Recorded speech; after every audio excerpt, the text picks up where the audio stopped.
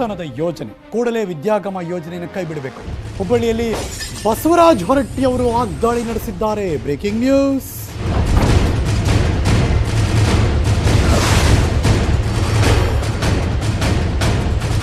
ಬಸವರಾಜ ಹೊರಟ್ಟಿ ಅವರ ಮಾತಿದು. ವಿದ್ಯಾಗಮ ಜಾರಿಯಿಂದ ಏನು ಲಾಭ ಇದೆ ಗೊತ್ತಿಲ್ಲ, ವಿದ್ಯಾಗಮ ಯೋಜನೆಯಿಂದ ನಯಾ ಪೈಸಾ ಲಾಭ ಇಲ್ಲ, ಎಷ್ಟು ಮಕ್ಕಳಿಗೆ ಲಾಭ ಆಗಿದೆ ಸರ್ಕಾರ ಮಾಹಿತಿ ಕೊಡಲಿ. ಇದುವರೆಗೆ 136 ಶಿಕ್ಷಕರು ಕೊರೋನಾಗೆ ಬಲಿಯಾಗಿದ್ದಾರೆ. ಶಿಕ್ಷಣ ಸಚಿವರು ಪತ್ರ ಬರೆದು ಅಭಿಪ್ರಾಯನ ಕೇಳ್ತಾರೆ, ಆ ಬಳಿಕ ಅವ್ರಿಗೆ ಬೇಕಾದನ್ನೇ ಮಾಡ್ತಾರೆ ಅಂತ ಬಸವರಾಜ ಹೊರಟ್ಟಿ ಹೇಳಿಕೆ ಕೊಟ್ಟಿದ್ದಾರೆ. 1 ವರ್ಷ ಮಕ್ಕಳನ್ನು ಪಾಸ್ ಮಾಡೋದಕ್ಕೆ ಏನು ತೊಂದರೆ, ಶಾಲೆಗೆ ಕರ್ಕೊಂಬರೋದಕ್ಕೆ ಅವರ ಮನೆಗೆ ಅಲಿಯುವಂತಾಗಿದೆ. ಮಾಜಿ ಶಿಕ್ಷಣ ಸಚಿವ ಬಸವರಾಜ ಹೊರಟ್ಟಿ ಆಕ್ರೋಶ ವ್ಯಕ್ತಪಡಿಸಿದ್ದಾರೆ. ಶಿಕ್ಷಕರಿಗೆ ದಸರಾ ರಜೆಯನ್ನು ರದ್ದುಪಡಿಸಿದ್ದು ಸರಿಯಲ್ಲ ಅಂದಿದ್ದಾರೆ ಬಸವರಾಜ ಹೊರಟ್ಟಿ ಅವರು. ವಿದ್ಯಾಗಮ ಸರಿಯಲ್ಲ, ಯಾಕಂದ್ರೆ ಇಲ್ಲೇ ಗಣೇಶ್ ಪೇಟೆಯಾಗ ಟೀಚರ್ಸ್ ಅವರೆಲ್ಲ ಪೇರೆಂಟ್ಸು ಬಾಗಲ ಹಾಕಿ ಬಾಯಿಗೆ ಬಂದಂಗೆ ಬೈದು ಕಳಿಸಿ ಹತ್ಕೋತ್ ನನ್ನ ಕಡೆ ಬಂದಿದ್ರು. ಇದು ಒಂದಲ್ಲ, ಇದ್ರಾಗ ನೀವು ಬೈಲೊಂಗಲ್ದಾಗ 3 ಜನ ಒಂದೇ ಸತ್ತಾರ. ಅವ್ರು ಎಲ್ಲೆಲ್ಲಿ ಕರೋನಾ ಇದ್ದು ಅಲ್ಲಿ ಹೋಗ್ಯಾರ. 2-3 ಮಕ್ಕಳು 50 ಮಕ್ಕಳಿದ್ರೆ 5 ಮಕ್ಕಳಿಗೆ ಶಿಕ್ಷಣ ಸಿಗೋದಿಲ್ಲ. ಏನು ಮಾಡೋದು, ಸುಮ್ಮ ಪ್ರಚಾರ ಆಯ್ತು ಅವ್ರ. ನಾ ಹೇಳಿನಿ ಯಾವ ಪತ್ರ ಬರ್ತೀನಿ, ಇಮಿಡಿಯೇಟ್ಲಿ ಸ್ಟಾಪ್ ಮಾಡ್ಬೇಕಂತ ಹೇಳಿ ನಾನು ಹೇಳ್ತೀನಿ. ಅವ್ರಿಗೆ ಏನಂದ್ರೆ ಅದಕ್ಕೆ ಏನಂದ್ರೆ ಆ ಮಿನಿಸ್ಟರ್ಗೆ ಕೆಲವರು ಅದನ್ನು ಭಾಳ ತಲೆಯೊಳಗೆ ಹೋಗಿಸ್ಬಿಟ್ಟಾರ. ವಿದ್ಯಾಗಮ ಅನ್ನುವಂಥದ್ದು ಏನಂದ್ರೆ ಏನೋ ಭಾಳ ಇದೈತಿ ಅಂತೇಳಿ. ಬಟ್ ಅದರಿಂದ ನಾ ಹೇಳ್ತೀನಿ 50 ಮಕ್ಕಳಲ್ಲಿ 5 ಮಕ್ಕಳಿಗೆ ಏನೋ ಅಡ್ವಾಂಟೇಜ್ ಆಗಿಲ್ಲ. ಇದರಿಂದ ಏನು ಒಂದು ನಯಾಪ್ಸ ಇಲ್ಲ. ನಾನು ಶಿಕ್ಷಣ ಮಂತ್ರಿ ಆಗಿ ಕೆಲಸ ಮಾಡೀನಿ, 2 ದಿವಸ ಕೆಲಸ ಮಾಡೀನಿ. ಇದರಿಂದ ಏನು ಲಾಭನೇ ಇಲ್ಲ.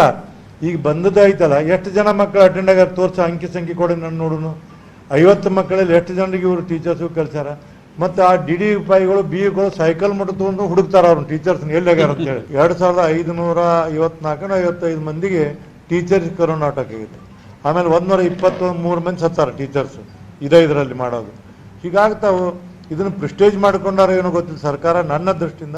ಬೆಂಗಳೂರಿನಲ್ಲಿ ಕೊರೋನಾ ಸೋಂಕು ಹೆಚ್ಚಾಗಿರುವ ಹಿನ್ನೆಲೆಯಲ್ಲಿ ಈ ಕ್ಷಣ ಬರ್ತಿರುವಂತಹ ನ್ಯೂಸ್ ನಿಮ್ಮ ಮುಂದೆ ಇಡ್ತಾ ಇದ್ದೀವಿ. ಬೆಂಗಳೂರಿನಲ್ಲಿ ಹಿನ್ನೆಲೆಯಲ್ಲಿ ಪೊಲೀಸರು ಜಾಗೃತಿ ಮೂಡಿಸೋದಕ್ಕೆ ಮುಂದಾಗಿದ್ದಾರೆ. ನಗರದಾದ್ಯಂತ ಜಾಗೃತಿ ಮೂಡಿಸ್ತಾ ಮಾಸ್ಕ್ ವಿತರಣೆಯನ್ನು ಕೂಡ ಮಾಡ್ತಿದ್ದಾರೆ. KR ಮಾರ್ಕೆಟ್ನಲ್ಲಿ ನಗರ ಪೊಲೀಸ್ ಆಯುಕ್ತ ಕಮಲ್ ಪಂತ್ ಹಾಗೂ ಹೆಚ್ಚುವರಿ ಪೊಲೀಸ್ ಆಯುಕ್ತ ಸೋಮೇಂದು ಮುಖರ್ಜಿ, DCP ಅನುಚೇತ್ ಮಾಸ್ಕ್ ಮತ್ತು ಹ್ಯಾಂಡ್ ಗ್ಲೌಸ್ ವಿತರಣೆ ಮಾಡಿದ್ರು. ಪೊಲೀಸ್ ಕಮಿಷನರ್ ಬಂದಾಗ ಮಾರ್ಕೆಟ್ನಲ್ಲಿ ಜನರು ಮುಗಿಬಿದ್ದಿದ್ದಾರೆ. ಸಾಮಾಜಿಕ ಅಂತರವನ್ನು ಪಾಲಿಸಿ ಅಂತ ಕಮಿಷನರ್ ಸೂಚನೆ ಕೊಟ್ಟರು ಕೂಡ ಸಾಮಾಜಿಕ ಅಂತರ ಕಾಣಿಸ್ತಾ ಇರಲಿಲ್ಲ.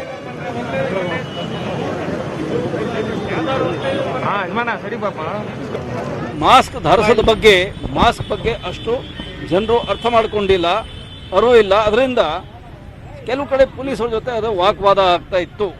ಅದರಿಂದ ಇವತ್ತು ನಾವು ಒಂದು ಕಾರ್ಯಕ್ರಮವನ್ನು ಹಮ್ಮಿಕೊಂಡಿದ್ದೀವಿ. ಎಲ್ಲ ಕಡೆ ಬ್ಯಾಂಗ್ಳೂರಲ್ಲಿ ಎಲ್ಲ ಕಡೆ ಪ್ರತಿಯೊಂದು ಠಾಣೆ ವ್ಯಾಪ್ತಿಯಲ್ಲಿ ಇವತ್ತು 1 ಗಂಟೆ ಕಾಲಾವಕಾಶ ಇವತ್ತು ಪೊಲೀಸವರು ಜನರನ್ನು ಮಾತಾಡಿಕೊಂಡು ನೀವು ಮಾಸ್ಕ್ ಧರಿಸಬೇಕು, ಮಾಸ್ಕನ್ನು ತಗೊಳ್ಳೇಬೇಕು ಅಂತ ಹೇಳಿ ಯಾವಾಗಲೂ ನಿಮ್ಮ ಭದ್ರತೆ ಸಲುವಾಗಿ ಮತ್ತು ನಿಮ್ಮ ಸುತ್ತಮುತ್ತ ಇರೋ ಜನರ ಭದ್ರತೆ ಸಲುವಾಗಿ ಮಾಸ್ಕ್ ಕಂಪಲ್ಸರಿ ಇದೆ ಅಂತ ಅವ್ರಿಗೆ ಹೇಳ್ಕೊಡ್ತಾ ಇದ್ದೀವಿ. ಇವತ್ತು ನಮ್ಮ ಈ ಸಮಯದಲ್ಲಿ ನಮ್ಮ ಫೈನ್ ಹಾಕ್ತಾ ಇಲ್ಲ, ನಾವು ಅವ್ರಿಗೆ ಬರೀ ಅರಿವು ಮೂಡಿಸ್ತಾ ಇದ್ದೀವಿ, ಅವ್ರಿಗೆ ಈ ಬಗ್ಗೆ ಒಂದು ತಿಳುವಳಿಕೆ ಕೊಡ್ತಾ ಇದ್ದೀವಿ.